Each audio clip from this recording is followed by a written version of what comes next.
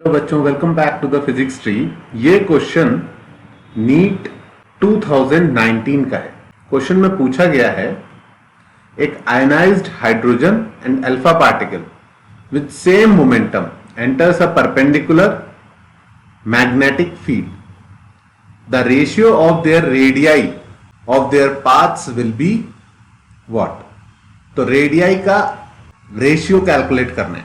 मतलब जब भी एक चार्ज पार्टिकल एंटर करता है एक मैग्नेटिक फील्ड में विद अ परपेंडिकुलर वेलोसिटी, तो अगर मैग्नेटिक फील्ड में अज्यूम कर लूं इनटू द प्लेन प्रेजेंट है तो मैग्नेटिक फोर्स लगता है उस पर। कौन से फॉर्मूले से कैलकुलेट करते हैं वो force? F is equals to q v cross B. V cross B calculate करने के लिए हम right hand thumb rule use कर सकते हैं।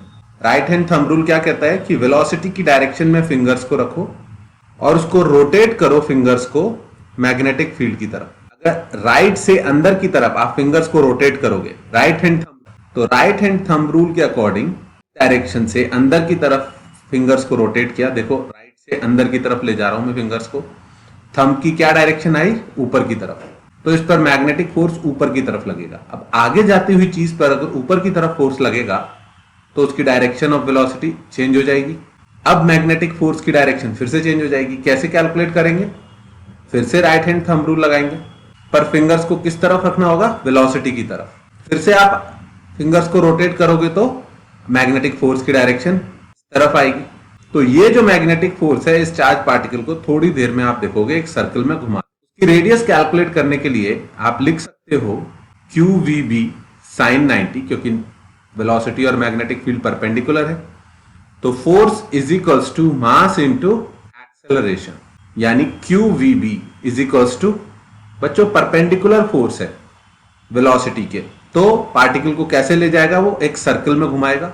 और सर्कुलर मोशन में एक्सेलरेशन कौन सा होता है? AC, जिसकी वैल्यू लिख सकते हैं mv² बाई आर। तो इस केस में the radius of path will come out to be r is equals to mv by qv। देखो इन दोनों को मैंने कंपेयर किया और वेलोसिटी से एक वेलोसिटी कट गई, r की वैल्यू आ गई mv बाई qv। इस केस में इन दोनों का मोमेंटम सेम है, यानी मास इंटू वेलोसिटी दोनों की सेम है। तो फिर रेडियस का रेशियो किस पर डिपेंड करेगा? r1 by r2। एक्चुअल में तो लिखें तो m1v1 upon q1b upon m2v2 upon q2b आना चाहिए, लेकिन पहले ही बता दिया कि मोमेंटम सेम है तो दोनों का मोमेंटम कैंसिल आउट हो जाएगा और आंसर आएगा q2 बाई q1। तो रेडियस का रेशियो कितना आया?